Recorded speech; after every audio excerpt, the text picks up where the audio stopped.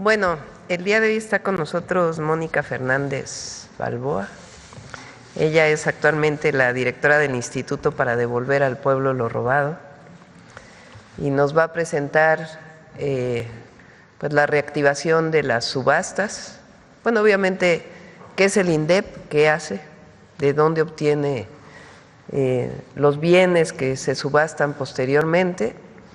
Y por supuesto que todos estos recursos que se obtienen de la subasta de estos bienes confiscados se destinan, en este caso lo vamos a destinar a temas de salud en los municipios que más lo necesitan en el país. Entonces ella nos va a presentar esto y está Rosa Isela Rodríguez, secretaria de Gobernación, porque parte del incautado va al llamado Tianguis del Bienestar. Entonces nos va a platicar en dónde ha habido Tianguis del Bienestar, en dónde se han regalado estos bienes que se incautan, en particular en aduanas, por contrabando o a una mala operación o mala entrada, digamos, entrada ilegal de bienes a nuestro país. Entonces vamos a hablar el día de hoy de eso, del INDEP. Mónica, muchas gracias por todo tu trabajo. Y Rosa Isela. Adelante, Moni.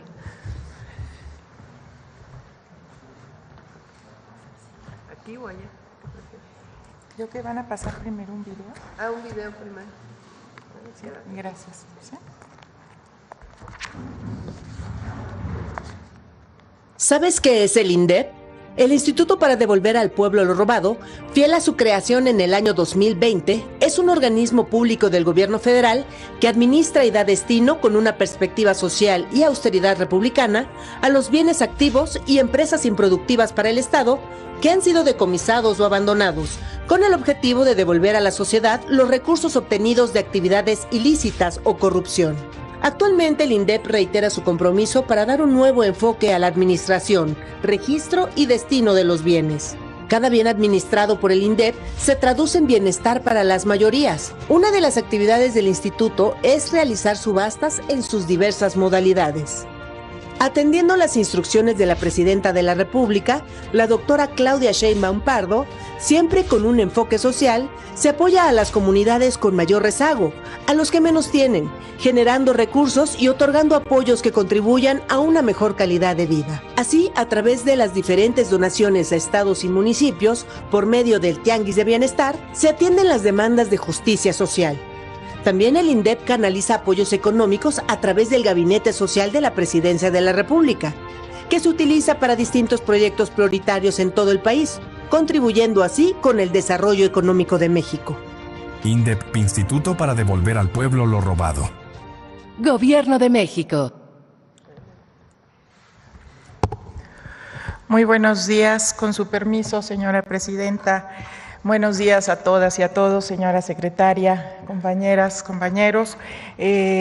Como acabamos de ver en este video, el INDEP, el Instituto para Devolver al Pueblo lo Robado, se crea en el 2020 con esa finalidad que acaba de explicar la Presidenta, con que todos los bienes y los activos que han sido decomisados y arrebatados al crimen, a la delincuencia, puedan ser destinados para beneficio y el bienestar del pueblo de México a través de diferentes acciones, de diferentes programas, y uno de ellas es las subastas del INDEP.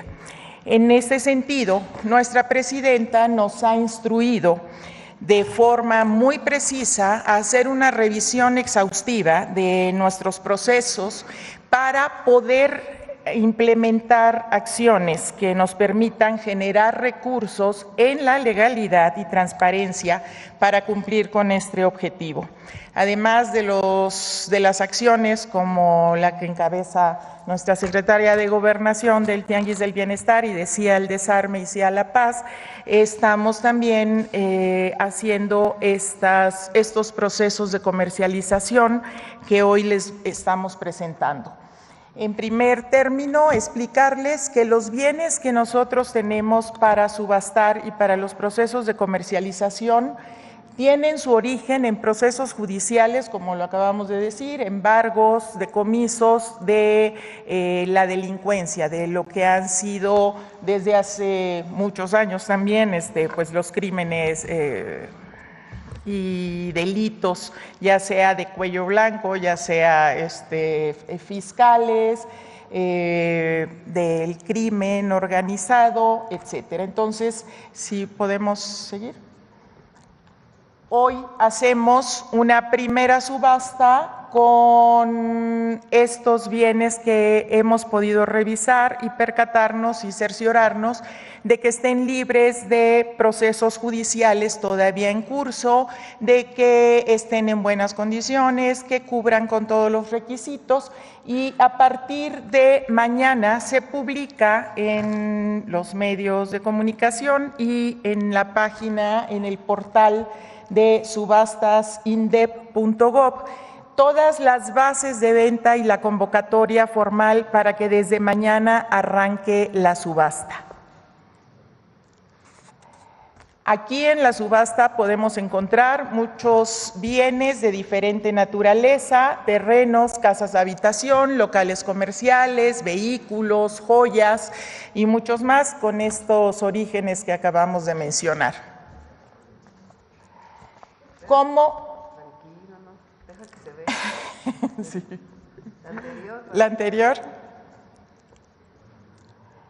Estos bienes, como les decimos, son de diferente naturaleza y encontramos vehículos de alta gama, vehículos modestos, vehículos blindados, casas, residencias, locales, incluso hasta marcas que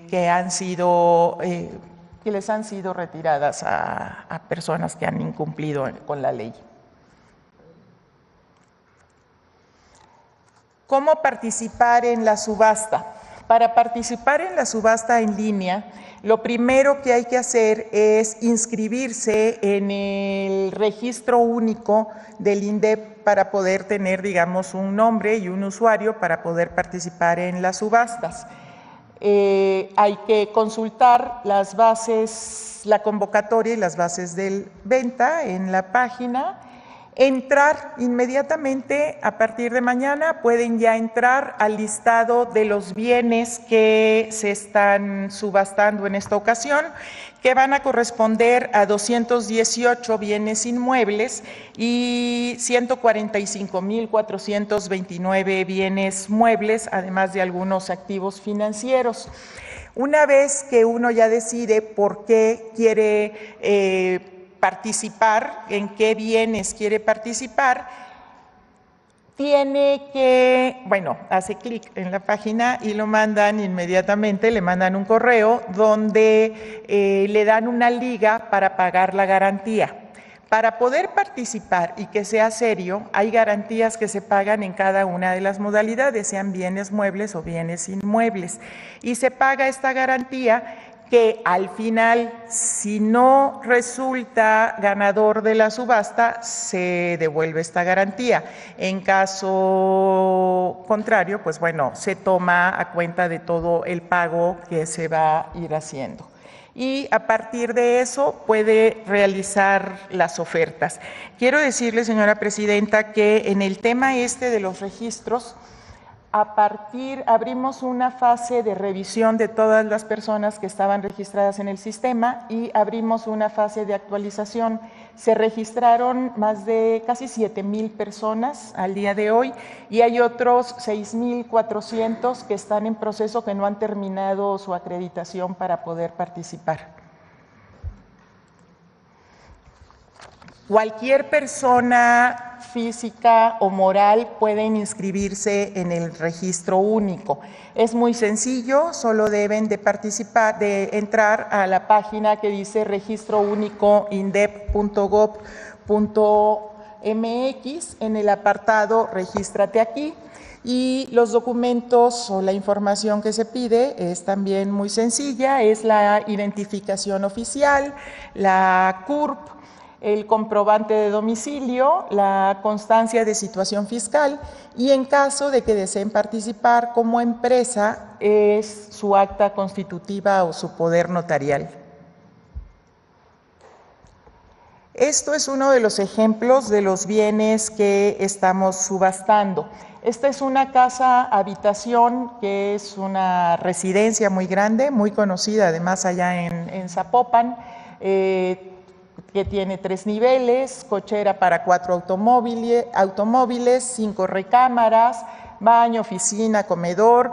Tiene un precio de salida alto porque es una gran residencia. Si seguimos, aquí hay algunos detalles de estas viviendas. Tiene acabados de lujo, está resguardada, por supuesto, tienen todos los bienes que tenemos en administración en el INDEP. Se les tiene que dar una administración, se les tiene que dar seguridad y por eso es que vemos que los bienes están en muy buenas condiciones, además de que se ha verificado su estatus legal y todas las que cumplan con todos los requisitos. Esto es un vehículo blindado, es un camionetón muy grande. Sí, perdón. Si pasamos a la otra, perdón. Están en muy buen estado. También hay bienes que no necesariamente son nuevos o están en estos estados tan aptos, pero también tienen un mercado que hay también usuarios que solicitan la subasta de bienes que no estén tan en las óptimas condiciones. Esto es otro tipo de bienes que también tenemos en esta subasta. Esto es una motoniveladora, está en Zacatecas. Los precios, como ustedes pueden ver, son muy por debajo de sus precios en el mercado y están en muy buenas condiciones también. Esto es otra casa en Guanajuato. Es un terreno urbano con una construcción que tiene cochera, es un lugar y es un terreno muy apto, en muy buen estado, en muy buenas condiciones, está bien la ubicación, entonces también cumple con los requisitos para poderlo subastar. Tenemos también carros y vehículos de alta gama. Estos son algunas muestras de los que estamos enseñando. Esto es un Camaro y pues los precios de salida son muy accesibles. Estas son los datos. ¿Sí seguimos?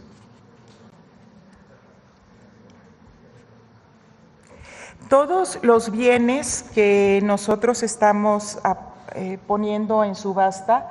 ¿Ya terminaron? Sí. Todos los bienes vienen principalmente de aduanas, del SAT y varios de la Fiscalía General de la República. Como lo explicó la presidenta, son bienes producto de decomisos por los respectivos procesos judiciales.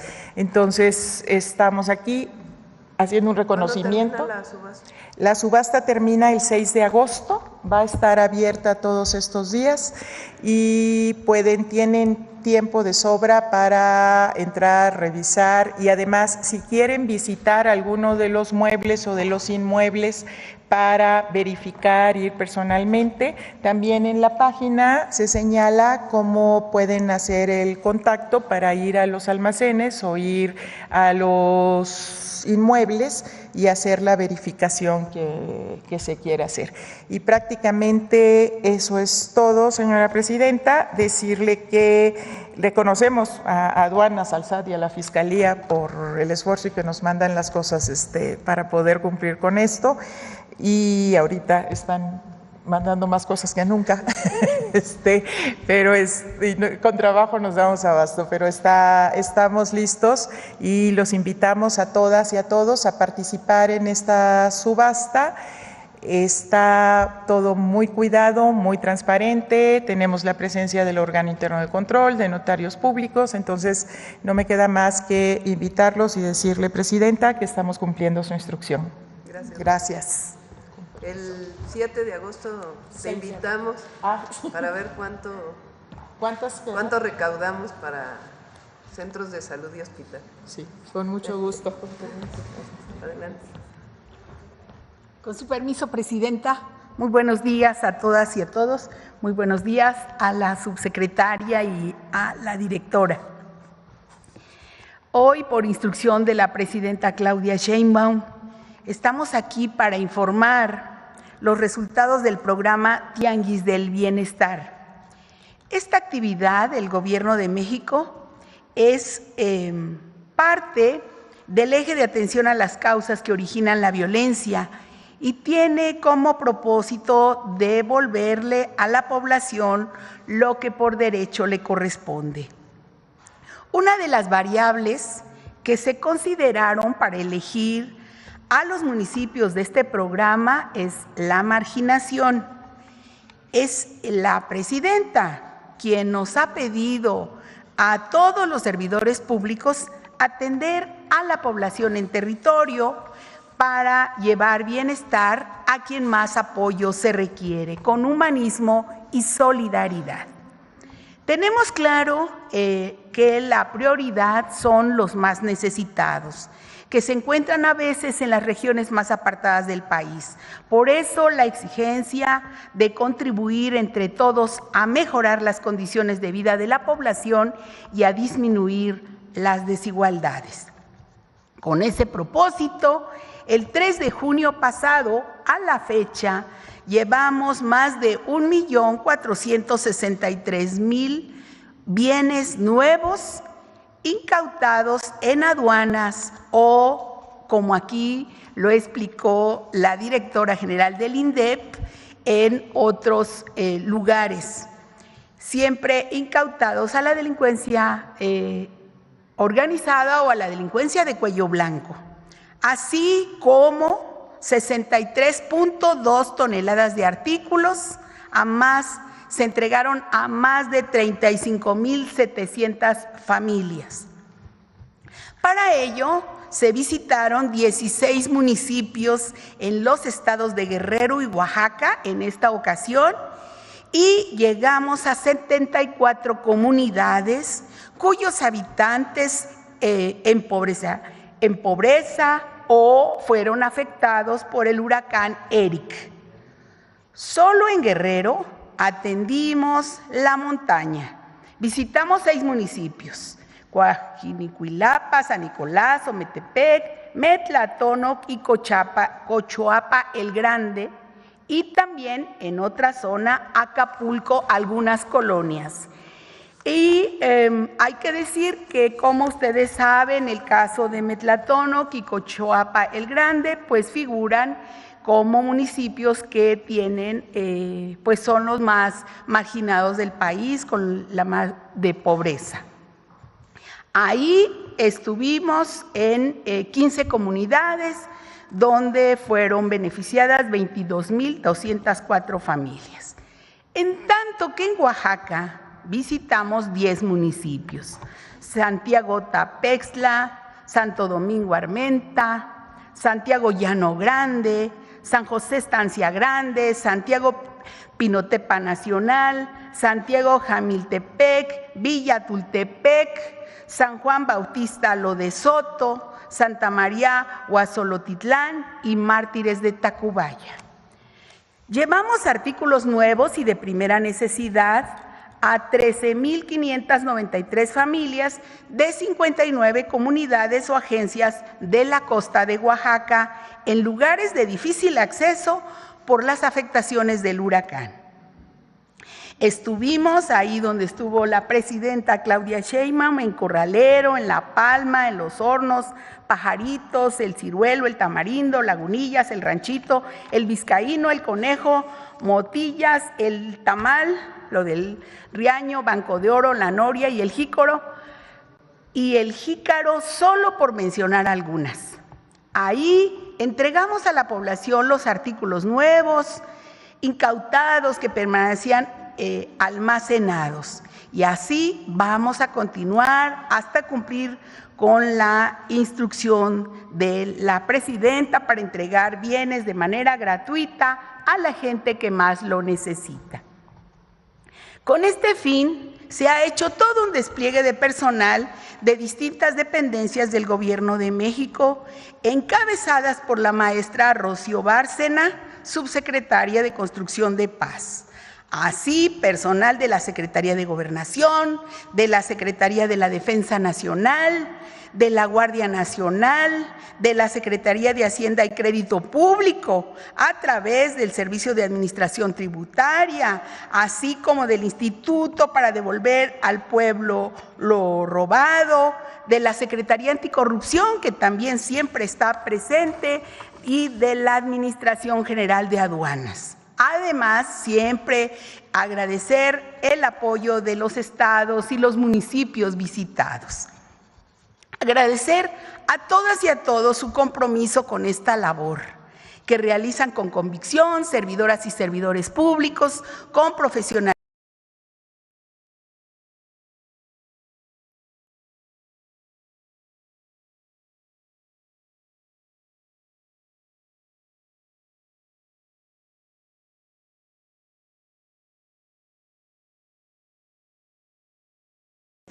Ayuda de los Libres, y del 7 al 8 de agosto a Tlapa de Comonfort, ambos municipios de Guerrero.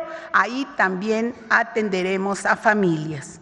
Con acciones como esta, el Gobierno de México sigue reiterando en los hechos que el centro de sus políticas públicas es mejorar la condición de vida de las familias, sobre todo de las que menos tienen, yendo con la línea clara de la presidenta Claudia Sheinbaum, por el bien de todos, primero los pobres. Muchas gracias.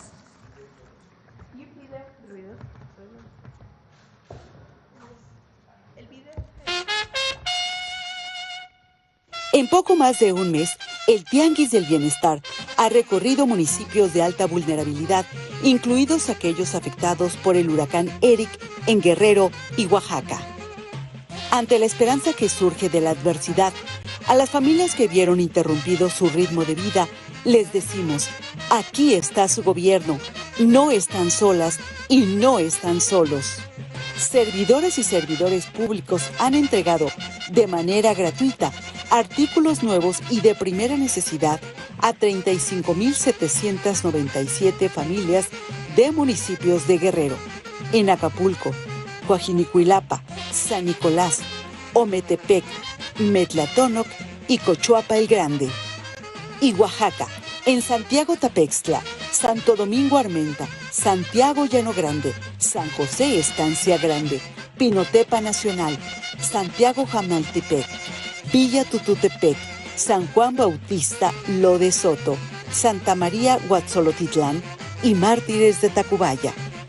Ropa, calzado, enseres domésticos y telas fueron recibidos por mujeres, hombres, jóvenes, niñas y niños. En su mayoría, los productos entregados han sido decomisados a la delincuencia o confiscados en las aduanas. Sumado a esta acción, personal de la Secretaría de la Defensa Nacional realiza labor social, brindando servicios de atención médica y odontológica, así como cortes de cabello, reparación de herrería, electricidad y carpintería. Asimismo, retiraron escombros de caminos dañados.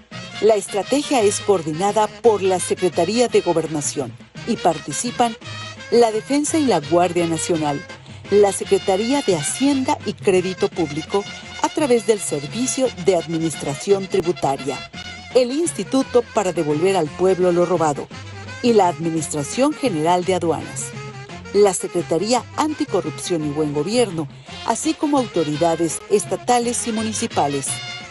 Un gobierno humanista, como el de la presidenta Claudia Sheinbaum, tiene la convicción de mejorar las condiciones y calidad de vida de los que menos tienen.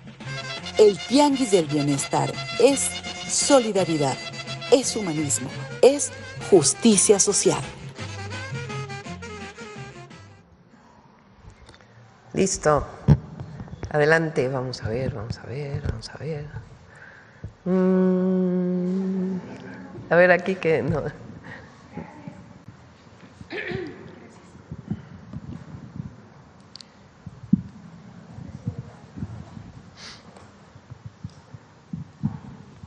Gracias, presidenta. Buenos días, Shaila Rosagel, corresponsal del Grupo Gili, El Imparcial de Sonora, La Crónica de Mexicali y Frontera de Tijuana. Presidenta, me gustaría preguntarle en un primer tema, un tema de San Quintín en Baja California, pues un lamentable feminicidio que sucedió ahí en San Quintín de la niña adolescente Keila Nicole, de 14 años, pues otro adolescente de 16 años, bueno, pues cometió un crimen terrible, desmembró a esta niña. Entonces, en Baja California ha habido inquietud porque hay quienes consideran, por el impacto del crimen en sí, de la jovencita, que este hecho debería ser procesado como un adulto, no como un menor. Me gustaría saber su opinión. Nosotros estamos de acuerdo con la manera en que, es decir, criminalizar desde más jóvenes no resuelve el problema. Hay una legislación que establece frente a un crimen mayor cuál es la responsabilidad de la persona, aunque sea menor de edad. San Quintín es una zona en donde ahora vamos a intervenir de manera integral. San Quintín principalmente está dedicado a la producción agrícola a partir de jornaleros agrícolas que migran. Algunos se quedan 6 meses, algunos se quedan más o menos tiempo.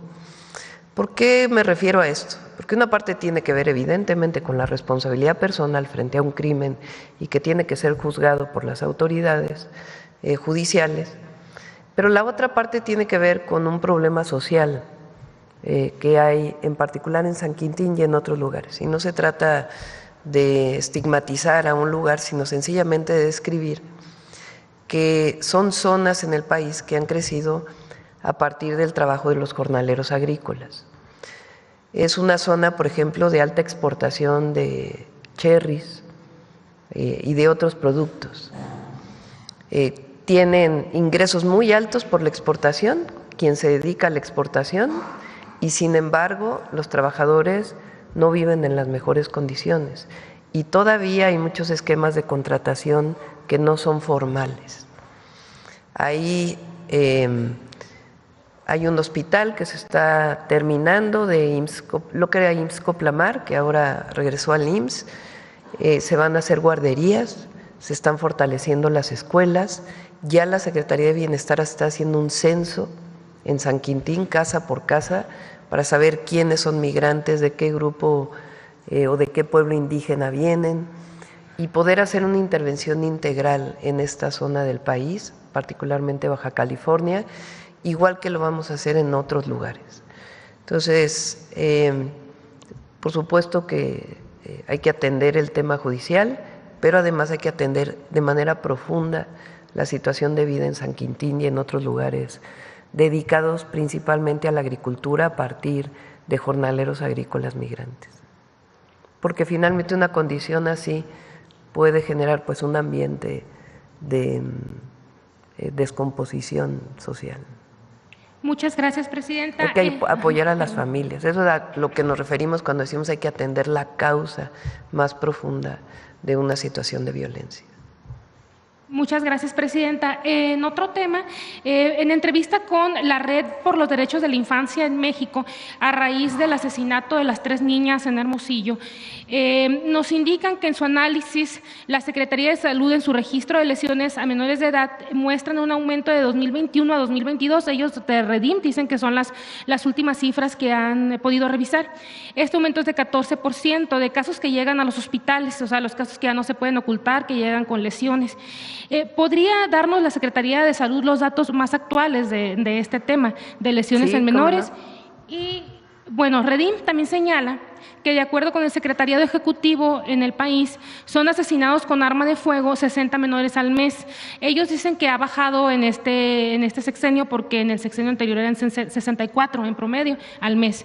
Preguntarle qué le ha informado el Gabinete de Seguridad sobre lo que usted les pidió revisar luego de este asesinato de las 3 niñas. Recuerdo que usted comentó que les pidió que se revisaran las cifras y todo esto. Sí, las vamos a presentar aquí la próxima vez que venga el Gabinete de Seguridad. Sí ha disminuido, pero cualquier homicidio es lamentable, pero particularmente cuando se trata de un menor de edad vinculado con actos de violencia, pues es más doloroso. Y nuestro objetivo tiene que ser que eso se erradique. Y tiene que ver con la atención integral. Por supuesto, tiene que ver también con el tema de violencia familiar. Entonces, lo estamos trabajando. Lo que presentó aquí Citlali, que tiene que ver con violencia a las mujeres o contra las mujeres, pero también contra niños y niñas, que se está haciendo en los centros libres, es muy importante. Nuestro objetivo es que cada municipio del país tenga un centro libre, para que una mujer se pueda acercar a tener apoyo, ayuda, incluso en la denuncia. Mañana vamos a presentar ya las abogadas de las mujeres que van a estar trabajando para poder apoyar a las mujeres en su denuncia y en el seguimiento de su denuncia, además de todo el trabajo que se está haciendo con ministerios públicos. Pero el objetivo es tener una red de apoyo a partir de los centros libres, más el número de teléfono de denuncia de violencia contra las mujeres y contra los niños y las niñas. Muchas gracias, presidenta. Gracias. A ver aquí. Luego vamos acá si quieres. Estoy viendo quién, pero ya como que ya han preguntado mucho los mismos. Estoy viendo quién no ha preguntado. Sí. Hola, presidenta. Buenos días. Gaspar Vela, de Grupo Milenio. Presidenta, estamos a una semana de que pues entren en vigor estos aranceles de 30% anunciados por el presidente de Estados Unidos, Donald Trump. Preguntarle qué escenarios está listando su gobierno en caso de una eventual entrada en vigor. No, pues estamos haciendo todo para que no entren en vigor.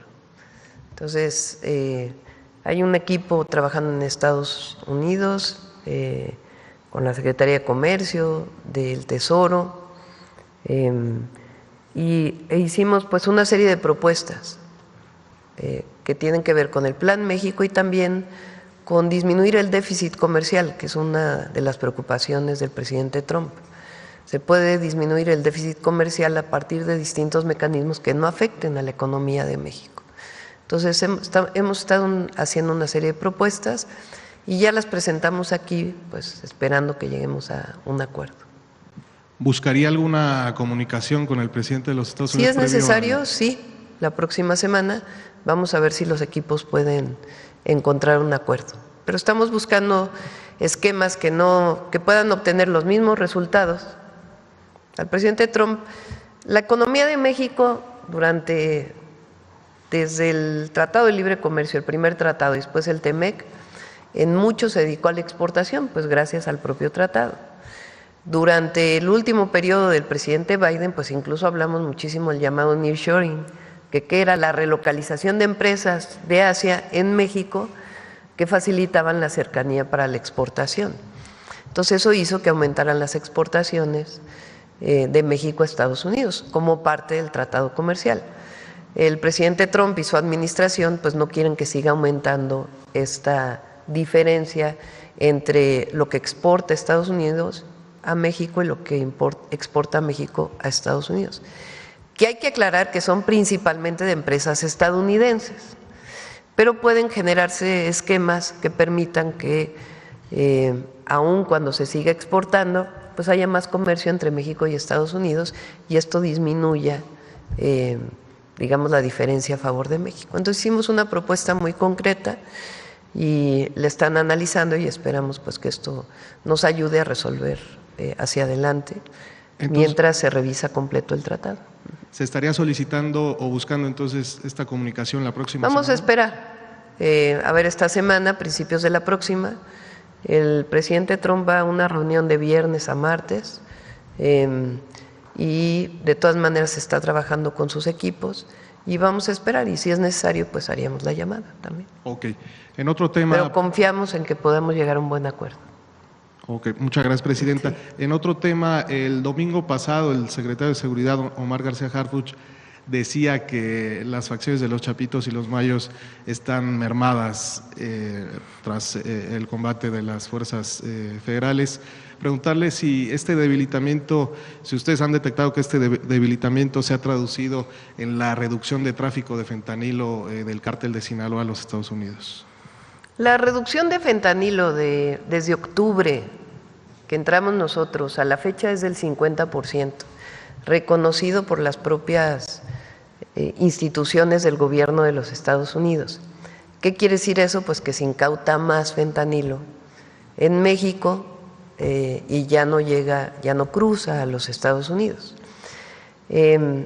¿A partir de qué? Pues de toda la estrategia de seguridad, no tiene que ver en particular con este grupo delictivo, sino con distintas acciones que se están haciendo. Y no solo es fentanilo, también metanfetaminas. Recuerden que se han destruido pues más de cientos y cientos, a ver cuántos informaron el martes, exactamente el número, 1,193 laboratorios de metanfetaminas. Entonces eso también ha implicado una afectación, se estima de alrededor de 43,000 millones de pesos al crimen organizado, de las incautaciones, detenciones, también incautaciones de armas de fuego. Entonces, pues todo eso es parte del trabajo que estamos haciendo y como siempre lo decimos, buscamos también pues que del otro lado en Estados Unidos también hagan su parte, ¿verdad? Porque no solamente es el trabajo que hacemos de este lado, sino el trabajo que se tiene que hacer del otro lado, pues de la distribución de droga en las ciudades de Estados Unidos, la venta ilegal de fentanilo en las ciudades de Estados Unidos, que eso también lo tienen que desarrollar ellos. Presidenta, en otro tema, el día de mañana se cumple un año del traslado y posterior aprehensión de Ismael El Mayo Zambada en Estados Unidos. Preguntarle si México va a insistir en esta solicitud de información. Seguimos insistiendo nosotros, depende obviamente el gobierno de Estados Unidos dar toda la información, pero vamos a seguir insistiendo porque nosotros estamos de acuerdo siempre en colaborar, en coordinarnos y hay buena colaboración y coordinación. Sin injerencismo, sin subordinación, pero siempre buscando pues, la confianza mutua, porque tiene que haber confianza de ellos hacia nosotros y de nosotros hacia ellos en lo que tiene que ver con seguridad y otros temas. Eso es una base fundamental pues, del respeto a las soberanías y del acuerdo de coordinación y cooperación. Finalmente, Presidenta, medios españoles han reportado que Iberdrola tiene la intención de abandonar el país. ¿Qué postura tiene a este respecto? Vamos a revisar. Todavía antier me reuní antes de ayer con Secretaría de Energía. Todavía me plantearon que tenía Iberdrola una serie de inversiones que quería hacer en México. Entonces vamos a ver exactamente a qué se refiere antes de dar una opinión. Muchas gracias. Sí. Bueno, vamos a ver. Aquí yo dije aquí, ¿verdad? Gracias, Presidenta. Buenos días, Rodrigo Muñoz de NX Noticias. Preguntarle, para comenzar, si nos puede dar detalles sobre la llamada que sostuvo ayer con el presidente Lula da Silva, si ahí se planteó este asunto de que se abre el mercado brasileño para el aguacate mexicano, si se abordó o si fue por afuera, y pues hablar un poco sobre la visita que al parecer entonces realizaría el vicepresidente brasileño a nuestro país. Desde que vino el presidente Lula a mi toma de posesión, después cuando estuve en el G20 en Río y ahora que nos vimos en el G7 y otra llamada telefónica que tuvimos, planteamos fortalecer las relaciones con Brasil en varios temas. Uno es el comercial y otros temas pues son cooperación científica, educativa, etcétera. Por supuesto que estamos hablando de complementariedades. no estamos hablando de un tratado de libre comercio, ni mucho menos, sino complementar nuestras economías y tener cooperación y colaboración. Les platico algunas de ellas. Por ejemplo, ellos tienen una industria farmacéutica muy importante y tienen su agencia sanitaria. Nosotros tenemos la COFEPRIS, que es nuestra propia agencia sanitaria, o de medicamentos y equipos médicos, etcétera. Entonces, poder hacer una colaboración entre ambas instituciones, inversión de un lado y de otro de la industria farmacéutica. Otro tema, por ejemplo, es el etanol. Brasil tiene una experiencia muy grande en producción de etanol, que es una posibilidad también para la propia industria azucarera y los ingenios en México. Entonces está viendo la colaboración en este tema y algunos otros temas de interés mutuo. Entonces, desde la primera vez quedamos en que iba a haber esta colaboración y ahora pues ya se hace realidad. Vienen a finales de agosto el vicepresidente y algunos secretarios con empresarios brasileños y la idea es que aquí nos reunamos con el gabinete y empresarios mexicanos que estén interesados en tener acuerdos comerciales de colaboración, de coordinación, de cooperación, de inversiones conjuntas, tanto en Brasil como en México. Entonces, tenemos esto con Brasil. Recuerden que viene la representante de la Unión Europea en septiembre. Tenemos también planteado con Canadá, la última llamada que tuvimos con el ministro Carney, también con el primer ministro, también acordamos una visita, sea de él mismo, con su equipo o con su equipo aquí en México, para poder fortalecer las relaciones comerciales, económicas y de distinto tipo. Con Guatemala nos vamos a ver ahora para el tema de pues mayor coordinación, colaboración y particularmente el tren.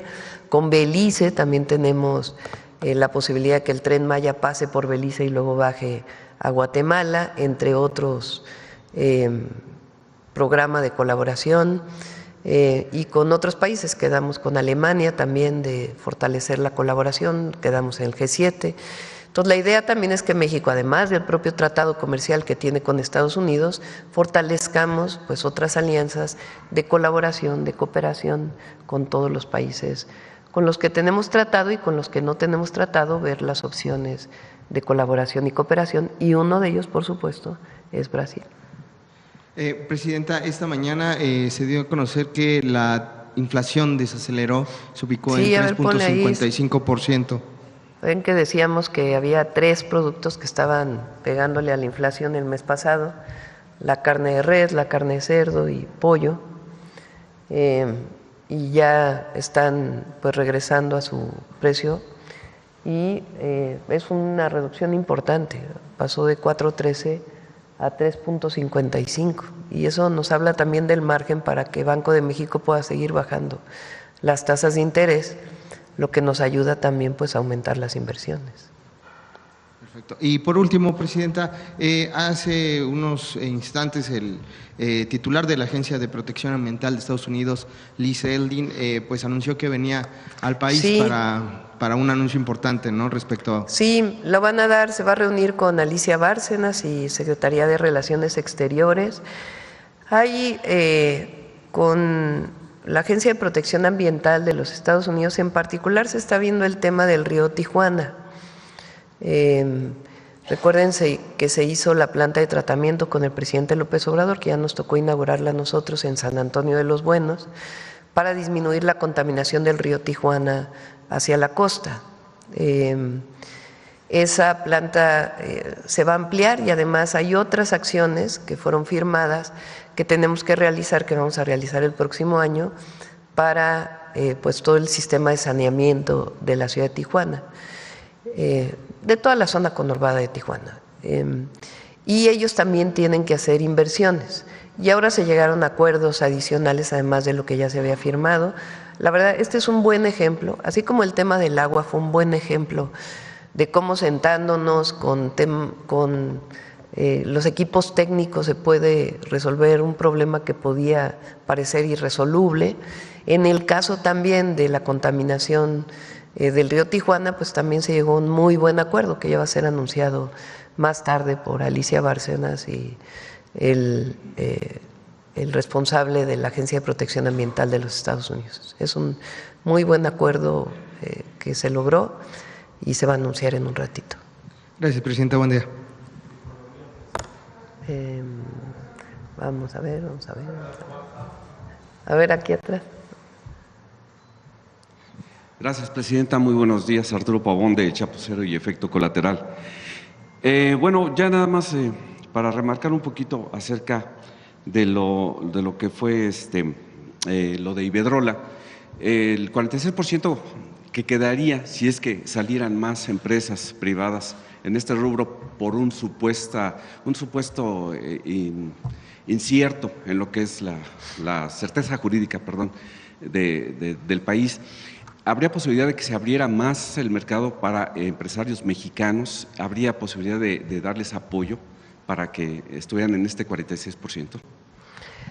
A ver, yo creo que hay que hacer un poco de historia.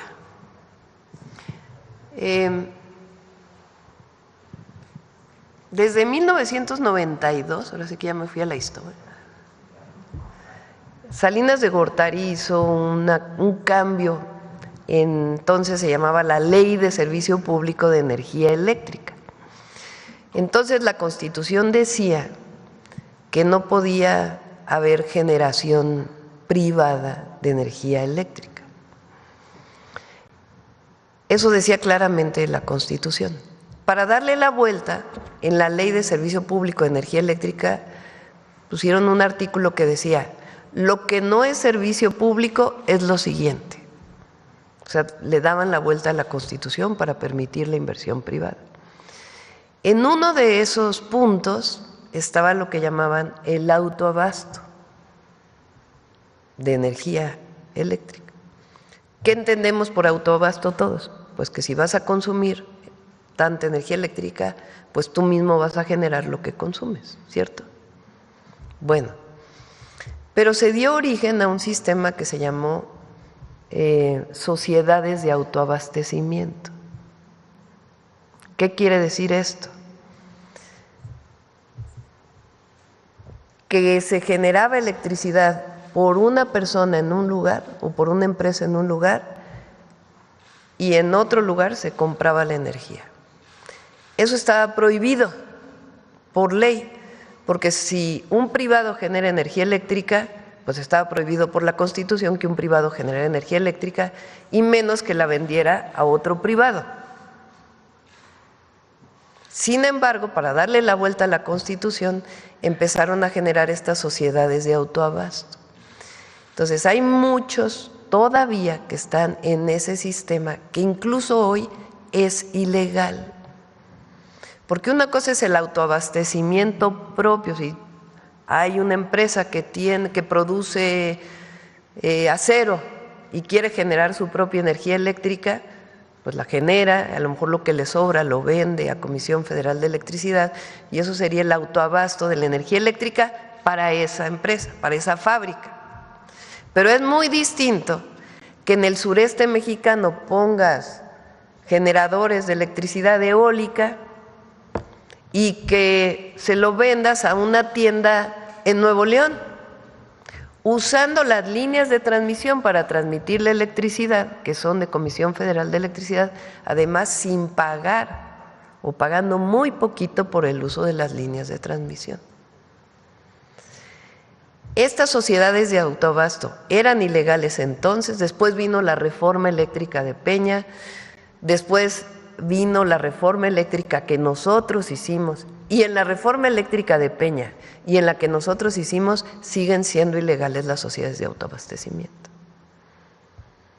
¿Qué les decimos ahora a los que están amparados en las sociedades de autoabastecimiento? Ponte en regla, véndele tu energía a CFE o hay una parte que todavía hay de mercado eléctrico que quedó en la Constitución, o véndele al mercado eléctrico, pero las sociedades de autoabasto no son legales. ¿Qué pasó con Iberdrola? una gran parte de la generación de Iberdrola y de otras empresas estaba en las sociedades de autoabasto, que no estaban permitidas por la ley.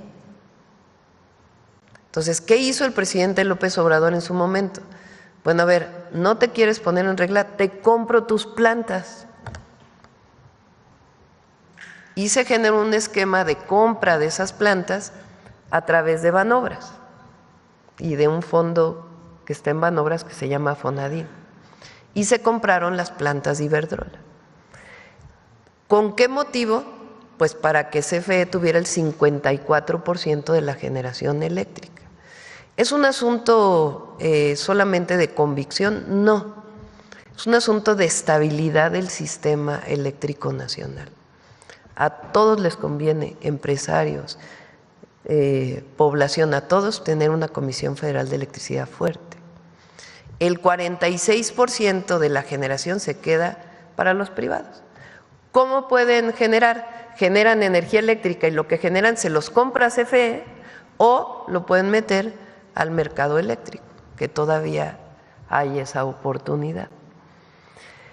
¿Cuánta capacidad hay para eso? Pues hay cerca de 6,000 megawatts en donde pueden generar eso, y la Secretaría de Energía está abriendo pues todos los mecanismos para que eso sea posible. Lo que buscamos es que la mayoría de eso sea con fuentes renovables de energía.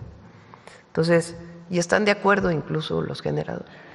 ¿Por qué se retira? Si se retirara Iberdrola, pues no tendría por qué, porque en todo caso pues están muy claras cuáles son las reglas actuales para que puedan desarrollarse. Lo que sí estamos pidiendo es que las sociedades de autoabasto se pongan en regla y hay una mesa para que lo puedan hacer, porque siguen siendo ilegales, porque generaron la electricidad a partir de un esquema que no era legal. Entonces decían, son sociedades porque uno genera y es socio de otro que compra. Pues sí, pero eso es generación eléctrica privada y compra privada de energía sin pagar prácticamente la transmisión. Entonces, ese es el asunto. La inversión privada en generación eléctrica es viable, es posible, hay los mecanismos, no tiene problema y está la certeza jurídica para que lo puedan hacer. Y hay muchas empresas que quieren generar.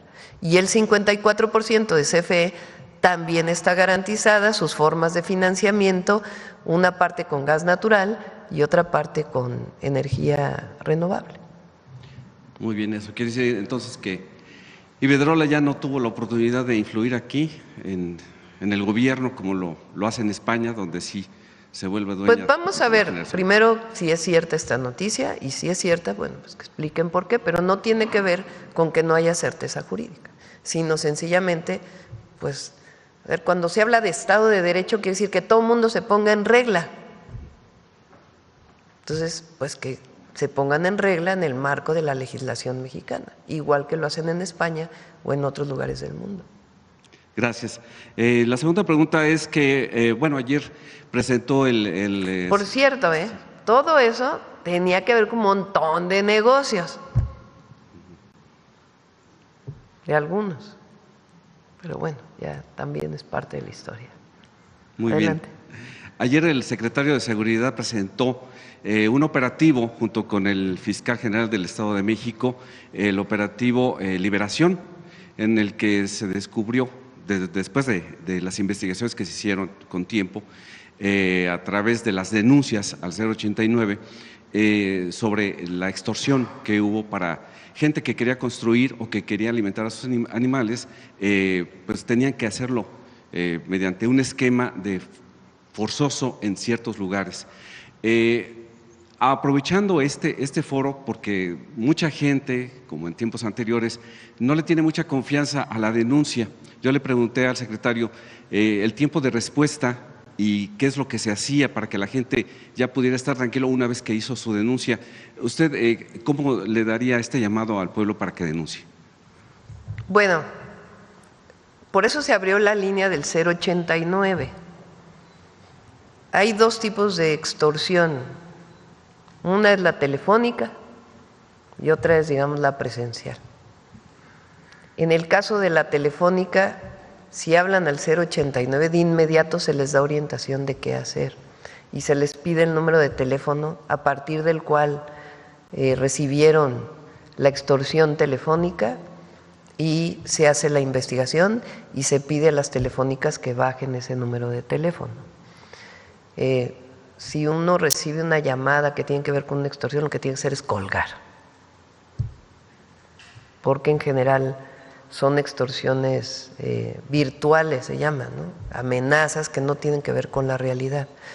Entonces, están capacitados y se siguen capacitando a todos los que responden al 089, los telefonistas, para que puedan apoyar a la población en caso de recibir una llamada de extorsión o algún otro tipo de extorsión que ya sea física, que lleguen a su tienda, que los quieran extorsionar, etc.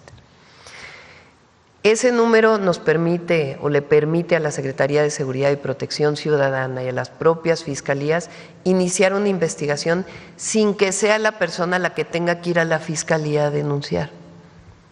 Porque ¿qué es lo que pasa? Pues evidentemente la persona que vive la extorsión pues tiene temor de ir a denunciar personalmente a la fiscalía y tienen razón. Entonces nosotros los apoyamos para que la denuncia o la información que den ayude a las policías y a las fiscalías para que inicien el proceso de investigación sin que ellos pongan la denuncia. Entonces pueden tener confianza en el número 089 para poder hacer su denuncia de manera telefónica, incluso la pueden hacer de manera anónima, no necesitan dar su nombre, pero sí los detalles de cómo están siendo extorsionados para que se inicie todo el proceso de investigación. ¿Qué más vamos a hacer? Pues eso ya lo vamos a poner en la ley.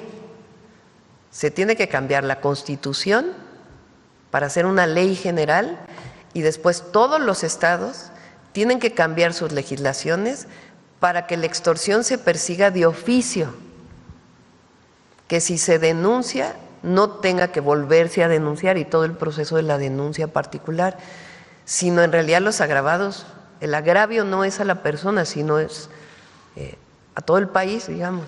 En el momento que hay una persona que es agraviada o que es víctima de una extorsión, entonces con solo denunciar en el teléfono hay la obligación de abrir la carpeta de investigación. Ahora lo estamos haciendo pues dentro del marco legal que tenemos.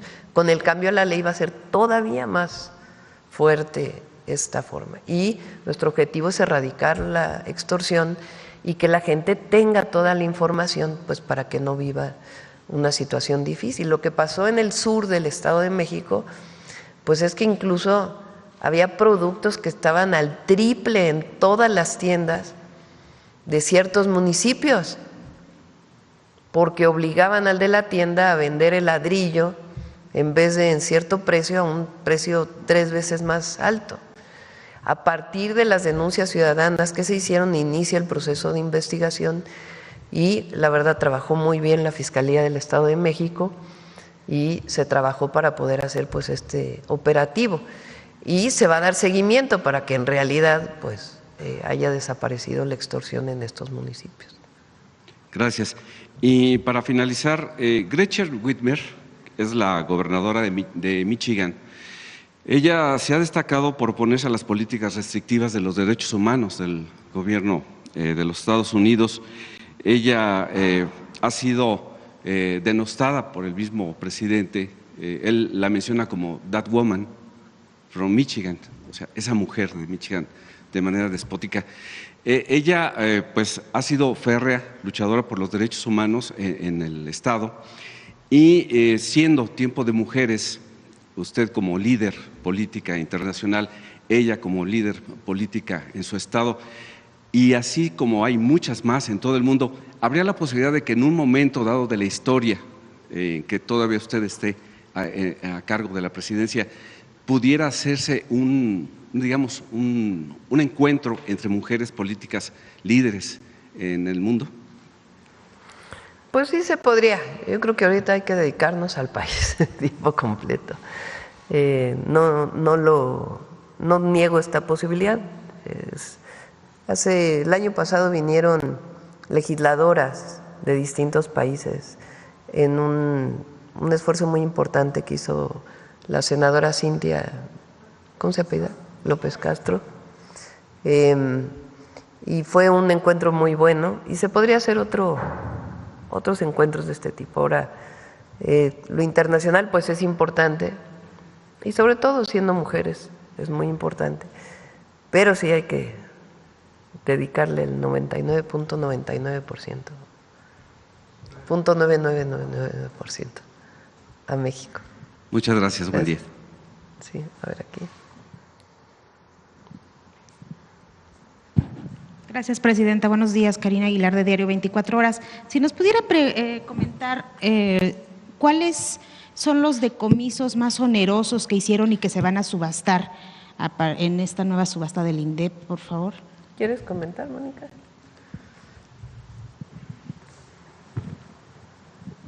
Y también, si se puede saber a quién se le decomisó la residencia de los 15 millones que publicaron, a qué grupo criminal. Se lo pasamos al rato.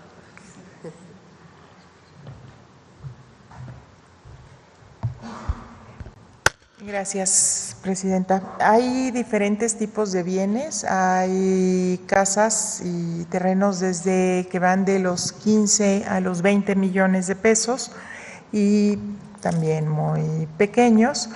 Y los bienes a quienes se les ha decomisado, como han sido producto de juicios que ya nos llegan con asuntos juzgados, muchas veces también por protección de datos personales no podemos decir los nombres, pero podemos decirles que pertenecen o que pertenecieron en su momento a la delincuencia organizada, incluyendo a cárteles, en otros casos incluyendo a políticos, a exgobernadores, según la naturaleza de los bienes, ¿no? Entonces, ¿Y se pueden saber los estados de los exgobernadores? Nos pasamos, preguntamos. Bueno, Veracruz, para no afectar datos personales, preguntamos si podemos decir. Ok, pero entonces sería Veracruz uno de ellos. Y preguntarle también, por otro lado. Yo no dije nada, sí. Por otro lado, hoy llega a México Monseñor Paul Ricard. ¿Usted tiene planeado reunirse con él? En su momento sí, Rosa Isela se va a reunir, o el día de hoy. Hoy.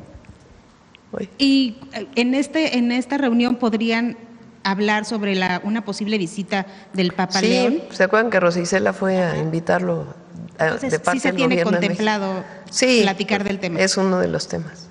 Presidenta, hoy el diario 24 Horas publica un informe elaborado por el Centro Regional de Fusión de Inteligencia del Sureste, en el que se señala que en correos enviados por personal militar el 22 de agosto de 2022 se obtuvo un indicio de la presunta conexión del coordinador de los senadores de Morena, Adán Augusto, con el líder guachicolero llamado Gabriel Eduardo González, alias Gabo. La mención de Adán Augusto fue directa, contiene nombre completo, se le ubica con la clave el tío e incluso la Sedena abrió un expediente al respecto. ¿A usted le han informado de este tema, Presidenta? Ayer fue martes, ¿no? Ayer vino seguridad. No, antes de ayer. El general secretario informó cómo son estos... Sí, de la información bruta, ¿no? La información que inteligencia militar está levantando permanentemente. Puede ser incluso de fuentes abiertas, como una nota en un periódico, en un reportaje, o información que alguien les comentó alguna cosa, o son, digamos, información. Después de eso tendrían que pasar, si se encuentra evidencia suficiente, a una carpeta, una denuncia, y la Fiscalía tendría que abrir una carpeta de investigación. Hasta ahora no hay ninguna carpeta, lo informe porque así es, ni en ninguna de las fiscalías, ni en la Fiscalía General de la República contra el senador. Lo que hay es contra el que fue su secretario de Seguridad. Ayer una detención muy importante de de quien era, digamos, su operador de este grupo delictivo. Paraguay hizo una detención también de un familiar y las investigaciones siguen abiertas. Pero en este caso, lo que dices, no hay ninguna información que haya derivado en una denuncia particular, sino informaciones que se van obteniendo, como se dice, información bruta, que quiere decir que no está seleccionada para poder después, si es alguna evidencia suficiente, pues presentar ante el Ministerio Público o ante la Secretaría o ante la autoridad correspondiente. Presidenta, también sobre el tema de salud, al periódico han seguido llegando quejas de que faltan vacunas para cubrir el esquema básico en ciertas regiones del país. ¿Usted tiene conocimiento de que sí realmente haya falta de ciertas vacunas?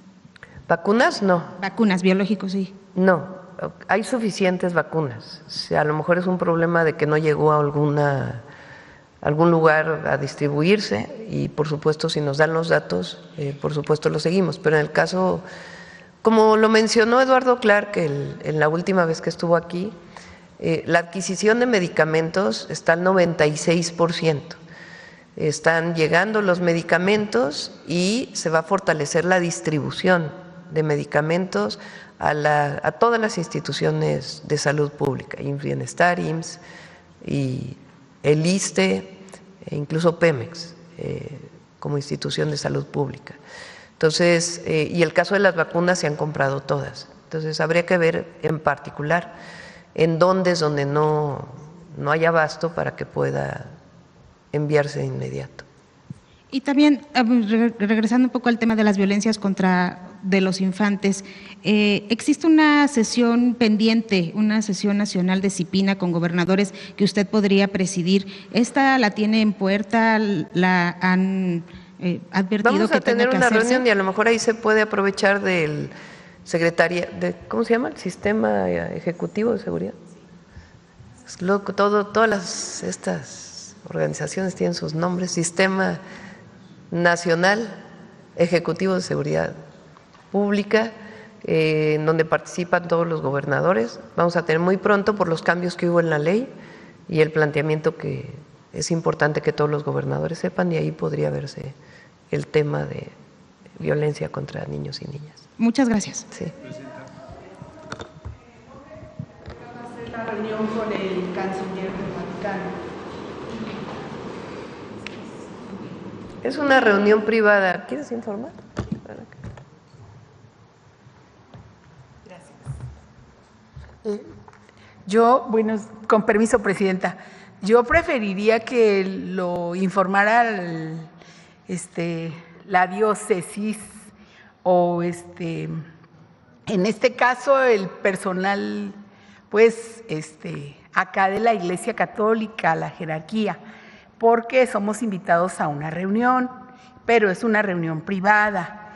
Él es el secretario para las relaciones con los estados y las organizaciones internacionales del Vaticano, es Monseñor Paul Richard Gallagher. Entonces, yo creo que en el transcurso del día les van a informar y pues no es en las instalaciones del gobierno federal. Ciudad de México, ¿van a estar reuniéndose en estos días o solamente el día de hoy? La Secretaría de Gobernación pues es quien lleva la relación con la Iglesia Católica, entonces la invitaron a ella personalmente a una reunión, entonces ella asiste a la reunión y quizá después de la reunión se puede emitir un comunicado conjunto para que se pueda conocer pues lo que se vio en la reunión y todo. No hay nada secreto ni mucho menos, sino sencillamente pues guardar las formas frente a una reunión en privado. Bueno, a ver, acá, vamos aquí y luego vamos de este lado. Buenos días, Presidenta. Elia Cruz de la Hoguera. Presidenta, sobre, ya no, como para puntualizar el tema de Iberdrola, en caso de que se confirmara la salida, pese a que existen las condiciones para permanecer, ¿su gobierno no estaría contemplando quizá adquirir algunas de esas 15 plantas que van a vender, como en su momento lo hizo el presidente Andrés Manuel López Obrador? No por el momento. hoy existe el 54% de generación eléctrica pública y tenemos un programa, como lo hemos presentado aquí, muy ambicioso de nuevas plantas de generación. Entonces, en ese esquema estaríamos ampliando la capacidad de Comisión Federal de Electricidad. A lo mejor se podría evaluar, no, en este momento no lo tenemos contemplado, pero tampoco niego que pudiera plantearse una posibilidad a través del mismo esquema que se utilizó con Banobras.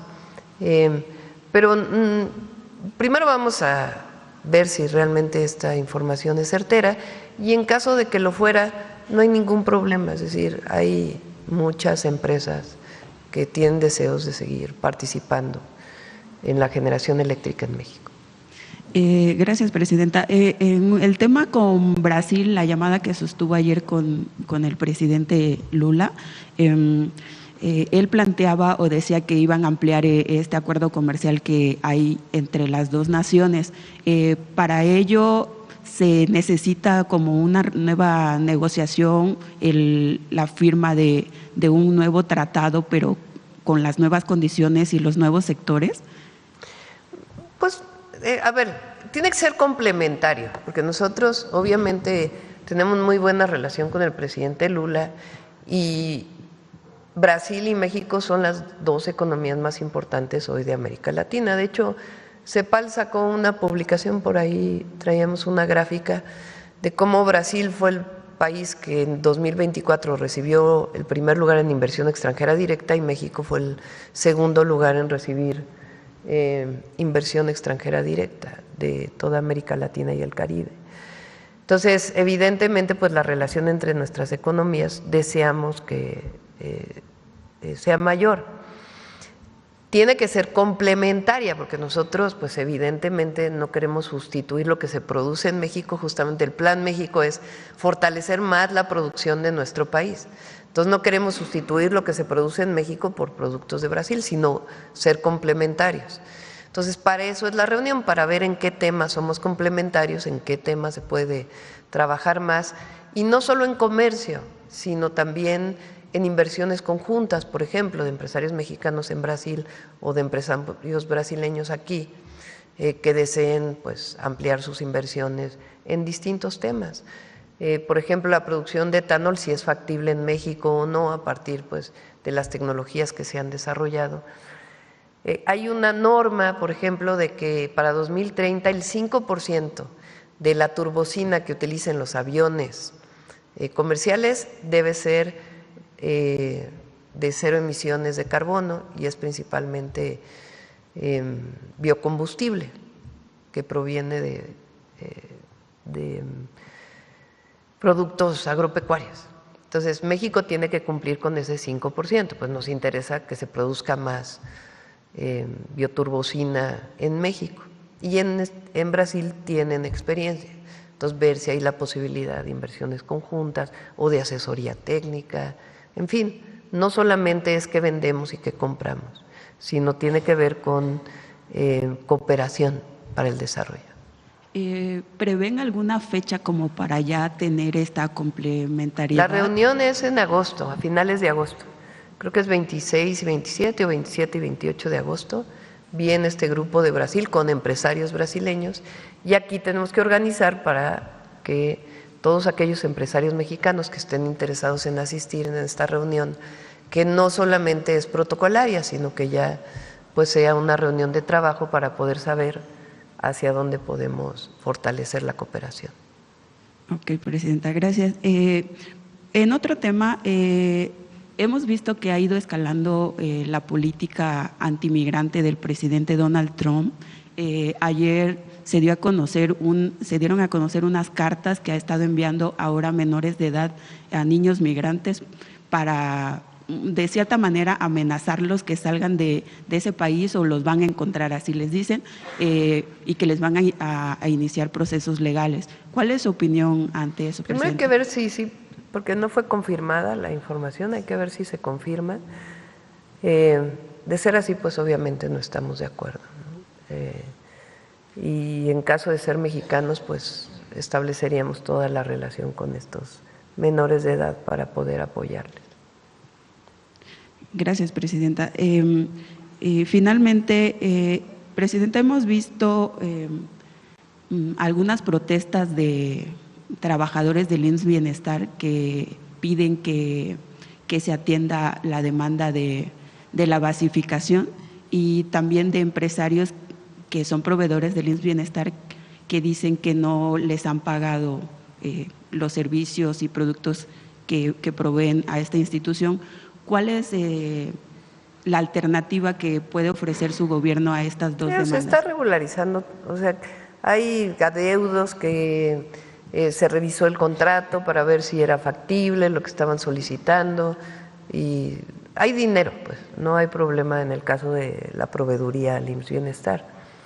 En el caso de los trabajadores y trabajadoras que piden su basificación, hay una revisión que estamos haciendo. ¿Cómo queda, digamos, para los 24 estados que ya forman parte del IMSS Bienestar, o los 22 estados, la Ciudad de México y Yucatán, que se está incorporando? ¿Cuáles trabajadores pasan a incorporarse formalmente al IMSS Bienestar? Pues los trabajadores, la mayoría no administrativos, sino que tienen que ver directamente con el trabajo en los hospitales y centros de salud.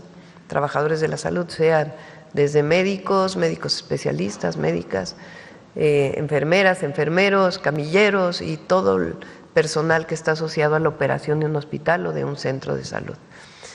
Hay muchos trabajadores administrativos en lo que eran los antiguos instituciones de salud de los estados. Muchos de estos trabajadores ya no pasan al IMSS Bienestar, sino que se quedan en los estados trabajando. A ninguno se le mueve de su empleo, pero muchos de ellos se quedan en el estado trabajando. Hay otros trabajadoras y trabajadores, principalmente son enfermeros o enfermeras, que fueron contratados durante el COVID por la necesidad que hubo de incorporar a más trabajadores de la salud en ese momento. Todos ellos, no todos, porque ya algunos ya se han regularizado, están contratados por honorarios, es decir, no tienen una base. Y allí también se está haciendo una revisión para que poco a poco puedan irse incorporando al IMSS Bienestar. A lo mejor ya no necesariamente en el hospital, porque ya está completa la plantilla, pero en un centro de salud. Entonces se está haciendo una revisión de toda la nómina del IMSS Bienestar, lo que se queda en el Estado, lo que se queda en el IMSS Bienestar, para poder ir regularizando. Obviamente el objetivo pues es que todas y todos los trabajadores puedan tener pues todos sus derechos laborales. Pero pues es un proceso que se va viendo persona por persona.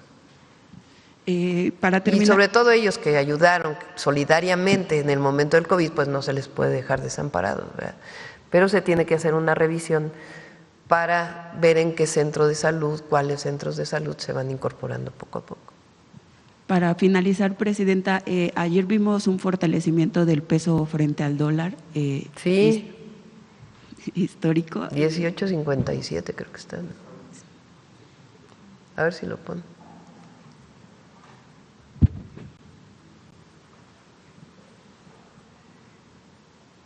¿Y qué dirán los adversarios? Vamos, aquí.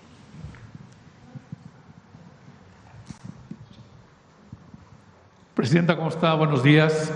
Luis Ángel Marín, de Radio Resultados. Quisiera preguntarle su comentario sobre lo que publicó ayer en redes sociales la Embajada de Estados Unidos respecto a huachicol fiscal, Presidenta. Sí, pues llama la atención hubo una serie de detenciones que se hicieron en Estados Unidos hace algunos meses o algún mes, pero lo que publica pues es la red del huachicol, en donde está incorporado pues también el delito en Estados Unidos. Pues llama la atención, digo, porque a veces hay muchos funcionarios del gobierno de Estados Unidos que parece que todo está del lado de México, y siempre hemos dicho, nosotros nos encargamos y trabajamos para que no haya delincuencia, y que no hay impunidad, pero del otro lado también tienen que hacer lo mismo. Siempre hemos dicho, ¿quién distribuye la droga en Estados Unidos? ¿Quién la vende? ¿Dónde están las detenciones? ¿Dónde está el lavado de dinero que se hace en Estados Unidos? Y en este caso lo que llama la atención pues es que ellos ponen la red en donde involucran refinerías en Estados Unidos. Entonces es parte de las investigaciones, porque ahí mismo dice que estamos trabajando, colaborando conjuntamente. Ese es un ejemplo de cómo se puede colaborar y cooperar para atender un delito tan grave como el huachicol fiscal. ¿Se esperarían más sanciones también por parte de ellos Pues sí, en su territorio? Detenciones, sanciones y todo lo que tiene que ver con lo que ocurre del lado de su frontera. Gracias, Presidenta. Mi segunda pregunta, aprovechando que está la Secretaria de Gobernación, sobre la curva biométrica. Estamos orientando a que se haga, pero a nadie se le obliga a que lo haga. Y a partir de octubre, pues, inicia este proceso ya formal, dentro del marco de la nueva ley. La principal causa, me imagino, es por el tema de los datos biométricos, que es delicado, ¿no? Pero pues, los bancos los tienen, cuando uno va a poner sus huellas, incluso en algunos... Pues sí, en las aplicaciones de los bancos te lo piden, incluso hasta tu rostro, ¿no? Entonces, pueden tener la certeza de que está segura, que tiene todos los mecanismos de ciberseguridad necesarios, y pueden tener la certeza de que no se va a hacer mal uso de ellos, sino sencillamente ayuda a distintos temas y en particular a, si son víctimas de algún delito, pues poder apoyar. Mi última pregunta, Presidenta, en temas de Veracruz. Me comentaban, estuve en Papantla hace un par de semanas, fin de semana, y no hay cajero en el Banco del Bienestar, cajeros automáticos, y comentaban que es necesario que si se pueden instalar cajeros automáticos porque solo hay adentro del banco. No, pues tienen que tener. Vamos es solo a revisar un banco. ¿Por qué no tienen? Es un solo banco en toda la cabecera municipal con 3 cajeros nada más. Entonces las filas, principalmente adultos mayores, lo discapacitados, y hay suficiente terreno para instalar otro banco con cajeros. Presidenta, muchas gracias. Sí, de acuerdo. Bueno, a ver, aquí. Buenos días, Presidenta. Tania Damián, de Ángulo 7. Hablando del tema de huachicol fiscal, quisiera preguntar si es parte de los decomisos. ¿Qué se hace con el huachicol decomisado? Apenas Harfuch, el secretario de Seguridad, dijo que se habían decomisado 15 millones de litros. En Tamaulipas se sigue decomisando. Creo que es parte del caso de Hernán Bermúdez, y estaba leyendo exactamente el tuit de la embajada y dice que están colaborando México y Estados Unidos para detener el huachicol fiscal. ¿Cuál sería el objetivo? Y bueno, también sí es cierto que Estados Unidos pues a veces solo se fija en México y no hace su trabajo, pero en el caso de México, que se ve que se está trabajando en contra de este huachicol fiscal, ¿cuáles son pues los objetivos? A ver, primero habría que decir qué es eso del huachicol fiscal, para que se entienda. Digamos que hay 2 tipos. Uno es combustible importado de Estados Unidos que es reportado como otro producto. Entonces, supónganse que un carro tanque trae diésel y se reporta como nafta, entonces paga menos impuestos o un impuesto diferente y no se le da seguimiento porque supuestamente se va a usar para la industria química cuando en realidad pues se vende como combustible de manera ilegal. Esa es una forma. Otra forma es que se reporta que se compró algo que en realidad no se compró. Se hace una factura falsa. Son, digamos, las 2 formas. Cuando entra el combustible a México y se reporta que es menos combustible o se reporta como otra cosa que no es el combustible, ese es el que ayer salió en la Embajada de Estados Unidos. Pero incluso ellos lo ponen más, porque puede ser Hay permisos de importación por parte de la Secretaría de Energía. Durante el periodo del presidente López Obrador se redujeron los permisos de importación y ahora se está haciendo una revisión todavía mayor de aquellos que tienen permisos de importación de combustible, de gasolina o de diésel o de algún otro combustible, gas avión, en fin, turbocinas, otro combustible. De esas empresas que tienen permiso de importación, si reportan que importaron otra cosa, pues entonces hay una sanción a esa empresa y además hay una investigación penal porque es un delito. Si hay una empresa que no tiene permiso de importación de gasolina, pero tiene permiso de importación de un producto químico, pero en realidad importó gasolina y no ese producto químico, pues también tiene su sanción. Entonces esas son las formas ilegales.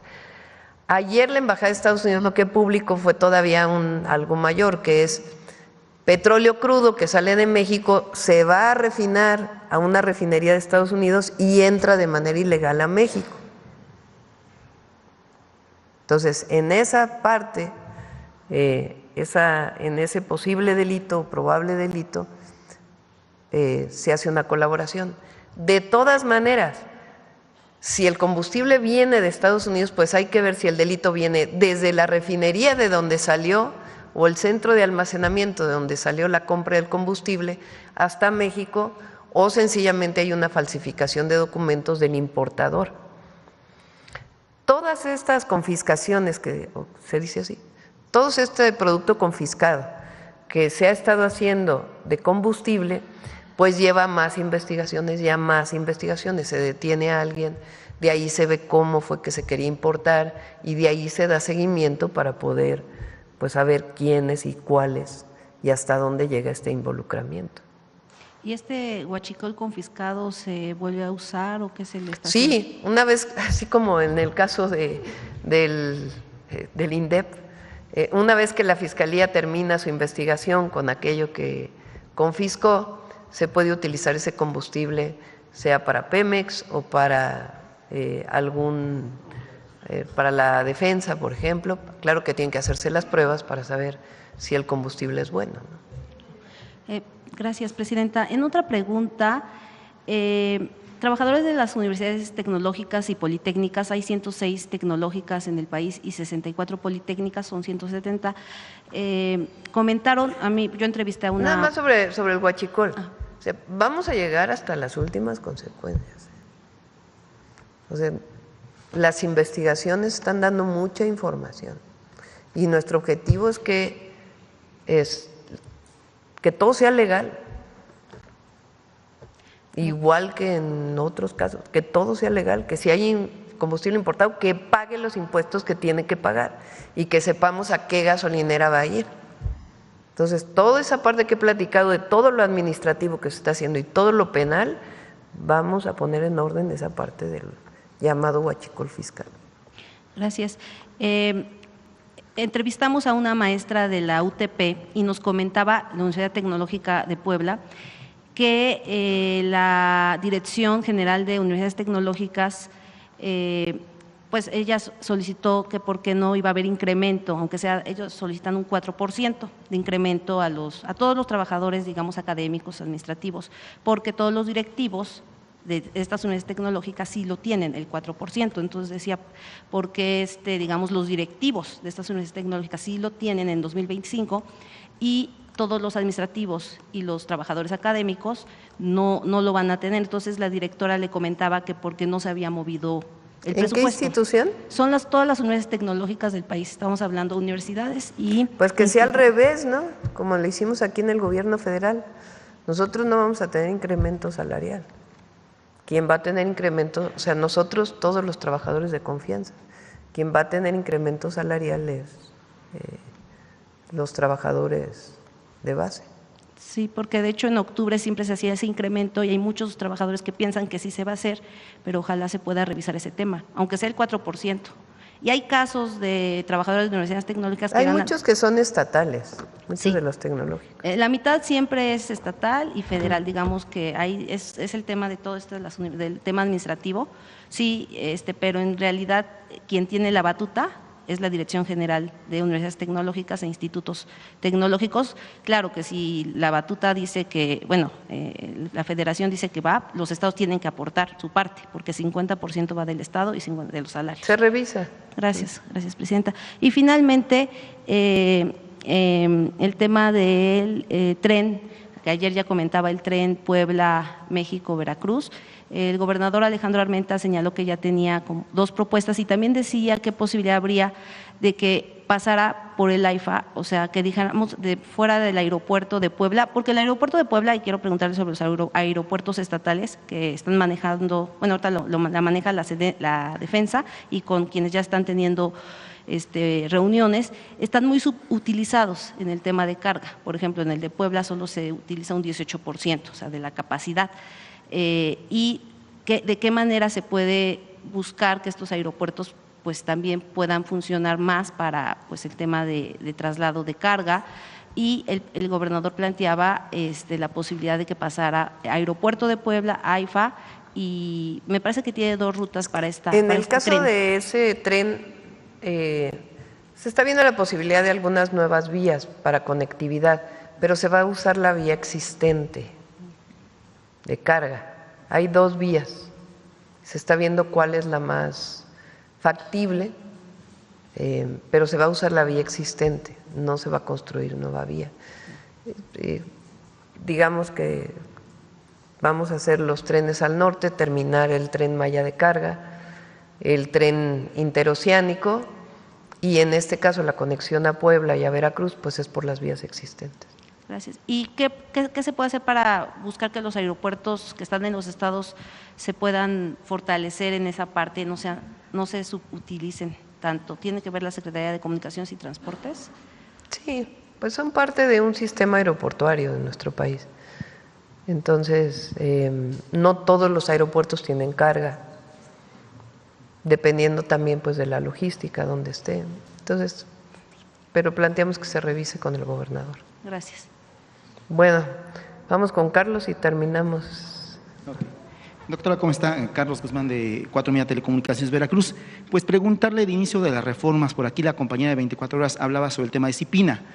Con el presidente López Obrador quedaron pendientes unas reformas del Plan C a leyes secundarias, entre ellas es el regreso de CIPINA al DIF, las facultades que tiene CIPINA regresarás al DIF, por todo esto que se ha dado incluso hace algunas semanas, casos de niños maltratados, violentados. El presidente López Obrador en 2019 planteaba justamente el regreso de esta facultad que tiene CIPINA, bueno, que tiene como presidenta al Ejecutivo Federal, en este caso a usted, pero pues finalmente no ha funcionado desde los años que se puso en operación CIPINA. Esa facultad se le quitó al DIF, se le podría, decía el presidente López Obrador, regresar la facultad y también darle ese presupuesto de CIPINA al DIF. Es consultar si se contempla esta posibilidad debido a los casos que ha habido múltiples de hace algunos meses de niños que tienen problemas de maltratos y todo este tipo de cosas. Sí, con su permiso, presidenta.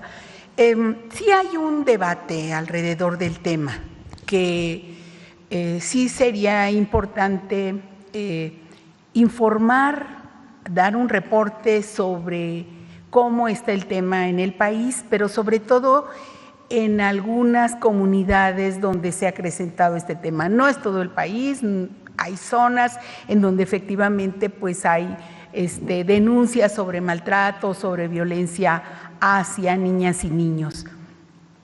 Y hace falta pues dar el debate y ver que sí sería necesario continuar hablando con el DIF sobre cuál es la ventaja de que esté en el DIF, porque CIPINA es muy pequeño, no es una institución grande.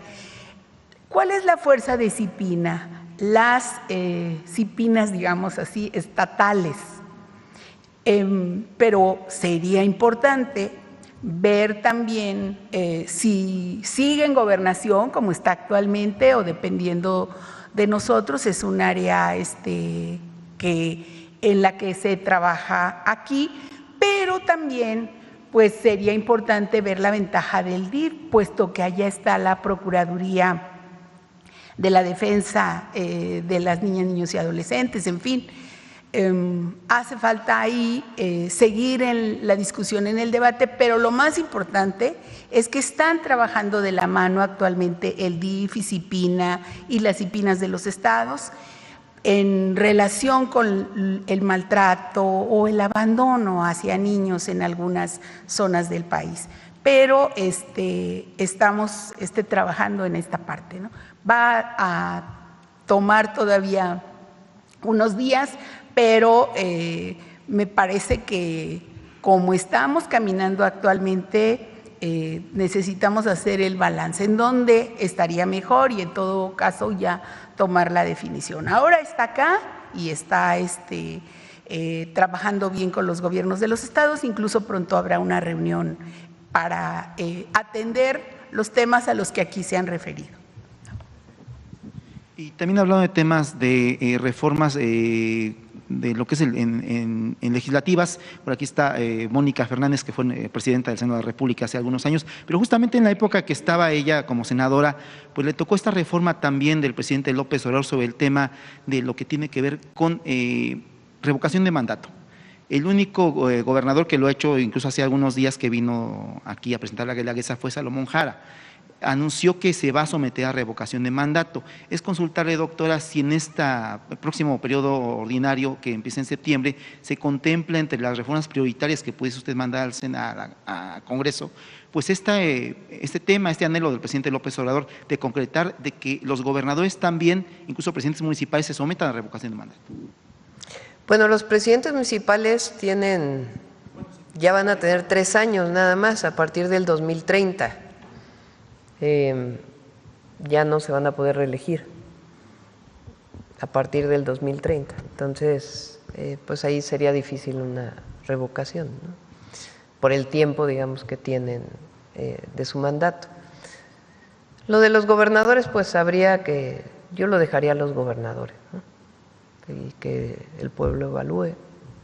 Lo podríamos pensar, pues, pero hasta el momento no hemos pensado enviar una modificación constitucional para la obligatoriedad de la revocación en el caso de gobiernos estatales. Y ya finalmente 2 cuestiones. La primera también tiene que ver con temas legislativos. Presentó usted, ya la publicó, las leyes que se aprobaron en extraordinario, entre ellas la de telecomunicaciones. Es preguntarle cuándo va a enviar su propuesta de los próximos comisionados. Sí, nos toca enviar las propuestas de los comisionados de la institución antimonopolio, que sustituye a COFESE, y la del IFT, la nueva institución. Recuerden que el Senado entra el 1 de septiembre, entonces cercano ya al 1 de septiembre ya estaríamos enviando las propuestas. Y ya para finalizar, aquí afuera hay unos defraudados de una empresa que creo que se llama Smart Plus o algo así, pero también es un caso recurrente desde que estuvo el presidente López Obrador. Hubo varias empresas financieras que le pedían, anunciaban ofertas para que ahorrara la gente. Está el caso de CAME, que defraudó a 1.3 millones de personas, básicamente adultos mayores. Es consultarles si a través de la Comisión Nacional Bancaria de Valores le han entregado un reporte del seguimiento de esas empresas, si hay forma de meterlas en cintura, porque va aumentando. Digo, hoy está una aquí afuera. Se está revisando el fortalecimiento de la regulación bancaria en varios temas, en acuerdo con los bancos. Pero sí es importante, y ya traeríamos al secretario de Hacienda para que pueda hablar de ella. Perfecto. Gracias, doctora. Bueno, vamos con Mujeres en la Historia.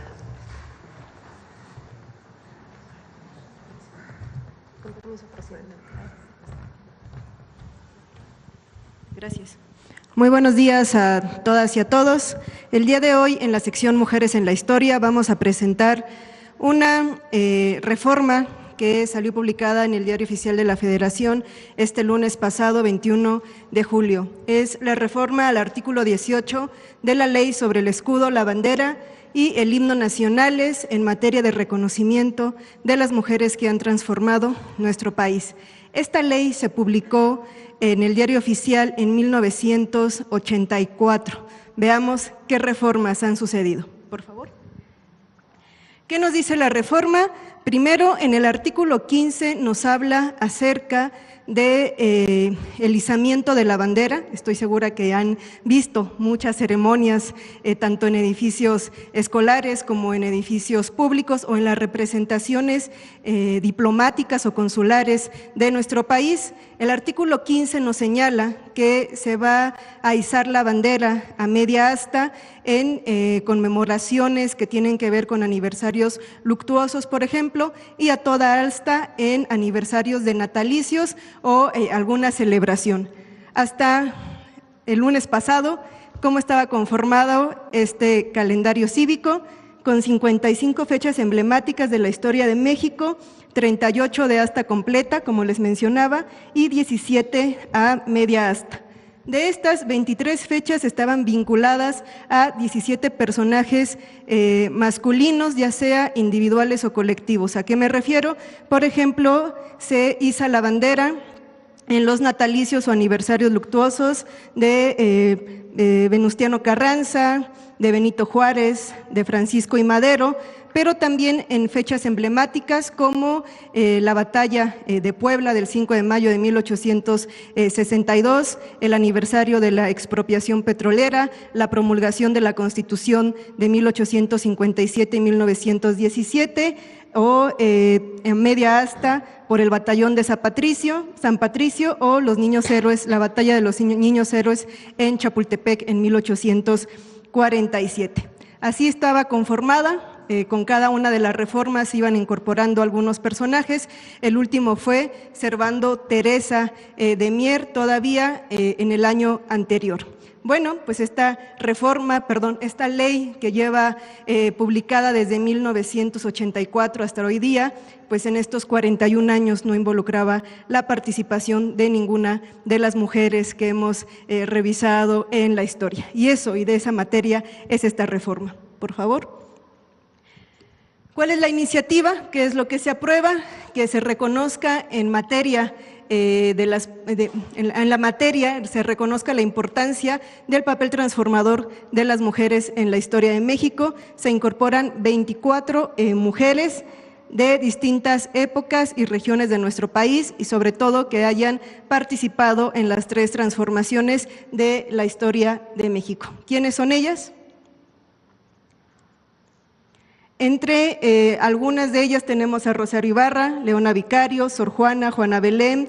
Obviamente también tenemos a las 4 mujeres que conforman la identidad gráfica de este año de la mujer indígena y se van a estar incorporando también en estas conmemoraciones del calendario cívico para que se hice en honor a ellas a media asta o a asta completa según corresponda. La lista completa de estas 24 mujeres es la siguiente.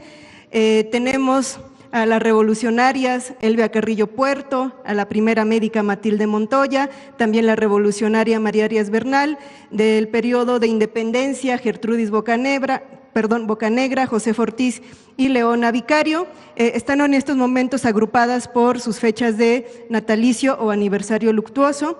También muy importante, Hermila Galindo, en cuanto a materia de la lucha por el sufragio femenino, Carmen Cerdán, Sor Juana, Margarita, Ignacia Rich, también la conocimos recientemente en esta sección. De las 24 mujeres que conforman estas efemérides, 17 ya han sido abordadas en la sección Mujeres en la Historia, por lo tanto podrán encontrar las cápsulas de quiénes son ellas, en qué han participado. Todavía tenemos pendientes algunas, por ejemplo, de la enfermera Elena Arismendi, aunque ya hicimos mención. Encontramos también a Rita Cetina, a Laureana Guray, que también está muy próximo. Ahora, ¿cuál es la primera fecha en la que se va a izar la bandera de nuestro país en honor a una mujer? La fecha más próxima es el siguiente 31 de julio, en el aniversario luctuoso de Sara Pérez Romero. Por primera vez la bandera se iba a izar a media asta en 200 años que tenemos de historia, pero a 40 de que se hace esta reforma, y a toda asta la fecha más próxima conmemorativa es el 5 de septiembre, que coincide también con el año de la mujer indígena, porque además de estas 24 efemérides, se incorporaron 5 fechas emblemáticas. Tenemos 8 de marzo por el Día Internacional de las Mujeres, el que les comentaba, 5 de septiembre, Día de las Mujeres Indígenas, se va a izar a asta completa. 14 de septiembre, Día de las Forjadoras Anónimas de la República. 17 de octubre, muy importante, es el reconocimiento de las mujeres mexicanas a su derecho a votar y ser votadas. Y el 25 de noviembre, por el Día Internacional de la Eliminación de la Violencia contra la Mujer. ¿Cómo queda conformado el calendario cívico ya en nuestro país? Con 84 fechas emblemáticas en la historia de México, 52 de asta completa, 32 a media asta, de las cuales 32 ya reconocen el importante papel transformador de las mujeres en la historia de nuestro país. Como les comentaba, 31 de julio, por Sara Pérez, da inicio a esta ceremonia que se podrá reflejar tanto en representaciones consulares, en edificios de gobierno y bueno, también en las escuelas. Finalmente, esta tarea de memoria histórica forma parte de los 10 puntos que nuestra presidenta Claudia Sheinbaum Pardo, como primera presidenta de nuestro país, anunció aquel 8 de marzo, su primer 8 de marzo, Día Internacional de las Mujeres. Hizo hincapié en 2 acciones para recuperar la memoria histórica de las mujeres. La primera de ellas fue la inauguración de la Sala Mujeres en la Historia en este recinto en Palacio Nacional, y la segunda acción era la incorporación de estas 24 efemérides oficiales en la ley sobre los símbolos patrios de nuestro país. Como ella aseguraba, a la presidencia llegamos todas. Muchas gracias. Gracias, Noemí. Gracias, buen día.